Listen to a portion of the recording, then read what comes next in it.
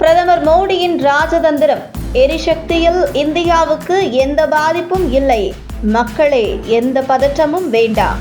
மேற்கு ஆசியாவில் Iran, Israel மற்றும் அமெரிக்கா இடையே உருவாகியுள்ள பதற்றம் உலக அரசியல் மற்றும் எரிசக்தி சந்தைகளில் அதிர்வுகளை ஏற்படுத்தியுள்ள நிலையில், இந்தியா தனது வலுவான எரிசக்தி பாதுகாப்பு மற்றும் தூதரக நடவடிக்கைகளால் உறுதியான நிலையில் இருப்பதாக மத்திய அரசு தெரிவித்துள்ளது.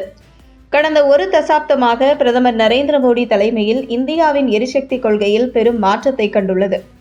ஒரு காலத்தில் வெளிநாட்டு எரிசக்தி ஆதாரங்களையே அதிகமாக சார்ந்திருந்த இந்தியா இன்று உலகளாவிய எரிசக்தி வலையமைப்பில் முக்கிய பங்காற்றும் நாடாக மாறியுள்ளது.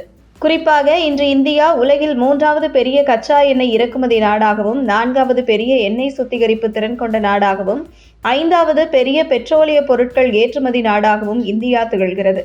உலகளாவிய பதற்றங்கள் ஏற்பட்டாலும் இந்தியாவின் எரிசக்தி தேவைகள் பாதிக்கப்படாத வகையில் போதுமான பாதுகாப்பு ஏற்பாடுகள் செய்யப்பட்டுள்ளன. தற்போது இந்தியாவிடம் சுமார் 7 முதல் 8 வாரங்களுக்கு போதுமான அளவிலான கச்சா எண்ணெய் மற்றும் பெட்ரோலிய பொருட்கள் இருப்பு உள்ளதாக தகவல்கள் தெரிவிக்கின்றன. 250 மில்லியன் பேரல்களுக்கு மேற்பட்ட கச்சா எண்ணெய் மற்றும் எரிபொருள் இருப்புகளை இந்தியா வைத்திருப்பதுடன், நாட்டின் எண்ணெய் சுத்திகரிப்பு திறன் ஆண்டுக்கு சுமார் 258 மில்லியன் மெட்ரிக் டன் அளவிற்கு உயர்ந்துள்ளது. இது இந்தியாவின் உள்நாட்டு தேவையை விட அதிகமாக இருப்பதால் உலகளாவிய மாற்றங்களையும் சமாளிக்கும் திறன் பிரதமர் நரேந்திர மோடி தலைமையிலான இந்தியாவுக்கு உருவாகியுள்ளது. இது ஒரு தசாப்தத்திற்கு முன் இந்தியாவின் எரிசக்தி விநியோகத்தில் முக்கிய பங்கு வகித்த ஹார்முஸ் கடல் சரிவு மீது மிகுந்த சார்பு இருந்தது. ஆனால் இன்று இந்தியா தனது எரிசக்தி ஆதாரங்களை பல்வேறு நாடுகளுக்கு விரிவுபடுத்தியுள்ளது.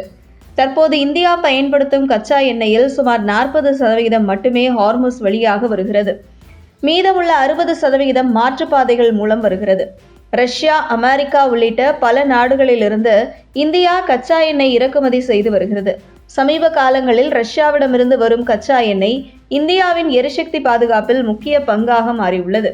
அதேபோல லத்தீன் அமெரிக்கா நாடுகளான வெனிசுலா போன்ற நாடுகளுடனும் இந்தியா புதிய எரிசக்தி கூட்டாண்மைகளை உருவாக்கியுள்ளது.